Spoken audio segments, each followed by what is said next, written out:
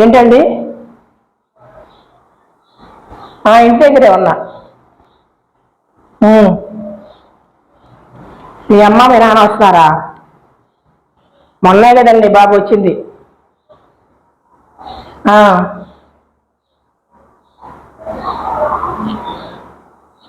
పిల్లల క్యారేజ్ కట్టి పంపించానండి.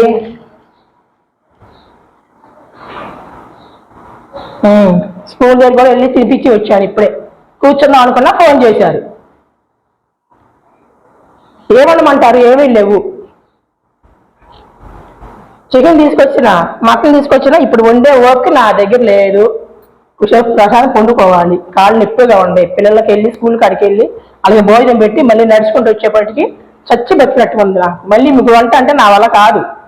మీరు హోటల్కి వెళ్ళి భోజనం చేసేసి రండి, తీసుకెళ్ళి భోజనం చేసేయండి. కూరగాయలు కూడా ఇంట్లో ఏమి లేవండి. పిల్లలకు కూడా సాయంత్రం స్నాక్స్ వాళ్ళంటే ఏమి లేదు. తీసుకుని రండి. 4 అయిపోతుంది. మళ్ళీ పిల్లలు తీసుకురావాలి కదా. మీరు అటు నుంచి అటు వెళ్ళి పిల్లలన్నా తీసుకురండి. నేను రాలేను, కిందకి ఎక్కడ పైకి ఎక్కడ నా వల్ల కాదు. తలకాయ బాగా పోటుగా ఉంది అసలు. అవును,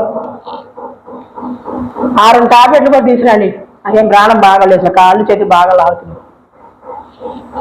తలకాయ నొప్పిగా ఉంది. సరేనా?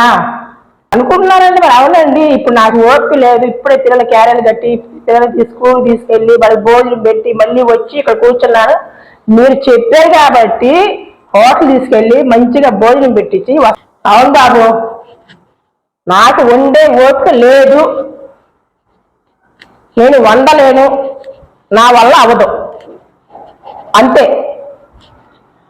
పదే చెప్పను, చెప్పించుకోవద్దు. నాకు చిరాకు తెప్పించాడు.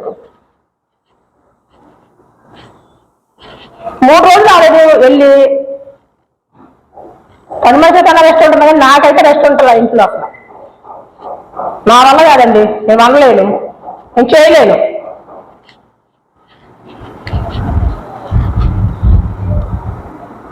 సరేనా? ఉంటా. వాళ్ళకి మీరు ఏం చెప్పుకుంటారో చెప్పుకోండి. అది